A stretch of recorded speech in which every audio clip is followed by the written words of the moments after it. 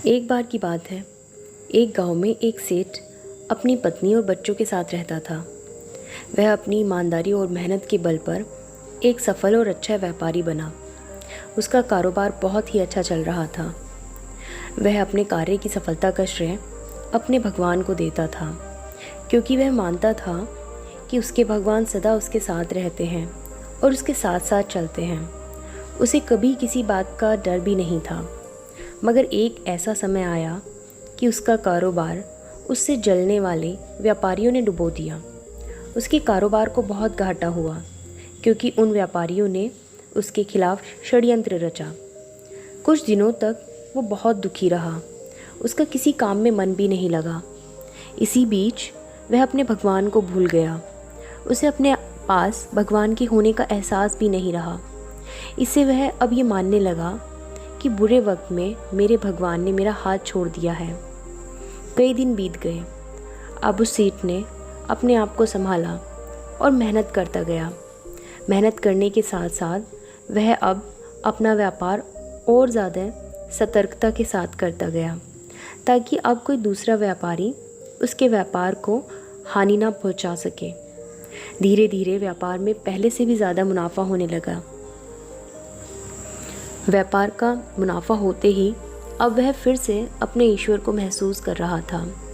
उसे लगने लगा कि मेरे भगवान फिर से मेरे साथ हैं। मगर वह अपने भगवान से रूठा हुआ था और वह कह रहा था कि जब मेरे बुरे दिन चल रहे थे तब आपने मेरा साथ छोड़ दिया, जबकि उस वक्त मुझे आपके साथ की सबसे ज़्यादा ज़रूरत थी। इतना कहते ही उसे एहसास हुआ कि कोई उसे कह रहा है, जब तुम्हारे अच्छे दिन चल रहे थे तब मैं तुम्हारे साथ साथ चल रहा था, मगर जब बुरे दिन आए मैं तुम्हारे अंदर विराजमान था, ताकि मैं तुम्हें तुम्हारी मुसीबतों से बाहर निकाल सकूं, तुम्हारे अंदर फिर से उस शक्ति का संचार कर सकूं, ताकि तुम अपने धैर्य को बनाए रखो। अगर समस्याएं आती हैं तो संघर्ष तुम्हें ही करना है। मैं हमेशा तुम्हारे साथ खड़ा हूँ। दोस्तों, ये कहानी हमें बहुत अच्छी सीख देती है कि ईश्वर हमें कभी भी अकेला नहीं छोड़ते, बल्कि मनुष्य अपने दुख के आगे उनके अस्तित्व को महसूस ही नहीं कर पाते। हमारे भगवान हम सभी के ही साथ हैं।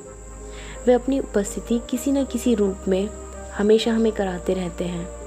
कभी मनुष्य इस बात को समझ जाता है तो कभी समझ नहीं पाता।